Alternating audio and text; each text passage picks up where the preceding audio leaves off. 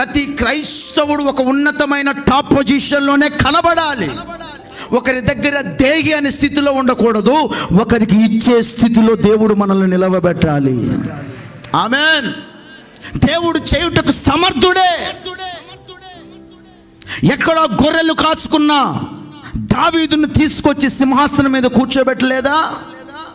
ఎక్కడో గోతిలో పడవేయబడిన యోసేపును తీసుకొచ్చి ఐగుప్తు దేశానికి 2వ ప్రధానమంత్రిని చేయలేదా?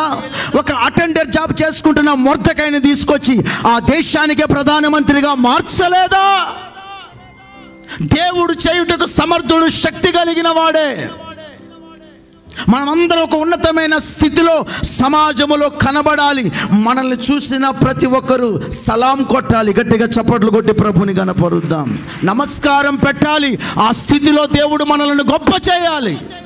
అయితే నీకు సమాజంలో ఎంత పేరు ఉన్నా, ఎంత ప్రఖ్యాత ఉన్నా, ఎంత ఘనత ఉన్నా, ఎంత హోదా ఉన్నా, అంత హోదా, అంతస్తు, ప్రఖ్యాతి, డబ్బు, ఆ ప్రోద్బలం అన్నీ కలిగిన నీవు దేవుని దగ్గరికి వచ్చేసరికి నీ పద్ధతి ఏ విధంగా మారిపోవాలో తెలుసా? జీరో అయిపోవాలి. గట్టిగా చప్పట్లు కొట్టి ప్రభుని కనపడి ఏమైపోవాలి?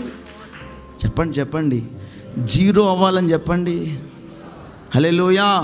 ఇది నేను చెప్తున్న మాట కాదు, బైబిల్ చెప్తున్నా. యేసు ప్రభు అంటాడు, తనను తాను తగ్గించుకున్నవాడు హెచ్చింపబడతాడు.